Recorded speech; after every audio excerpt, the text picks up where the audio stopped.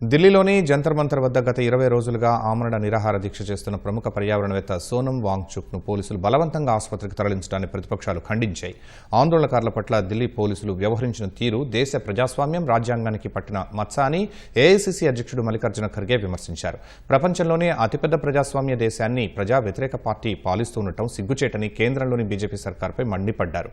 సోనం వాంగ్చుక్ పట్ల పోలీసులు వ్యవహరించిన తీరు ప్రధాని మోదీ అహంకారానికి నిదర్శనమని ఆమ్ ఆద్మీ పార్టీ సమన్వయకర్త అరవింద్ కేజ్రీవాల్ విమర్శించారు. అటువంటి ప్రవర్తన వల్ల ఎలాంటి పరిణామాలుంటాయో చెప్పడానికి చరిత్రే ప్రత్యేక సాక్షి అని హెచ్చరించారు.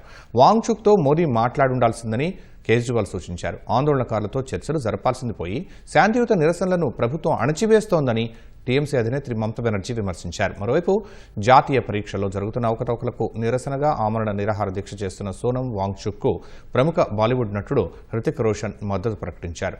విద్యార్థుల భవిష్యత్తుపై వాంగ్చుక్ చేస్తున్న ఆందోళనతో తాను పూర్తిగా ఏకీభవిస్తున్నట్లు తెలిపారు.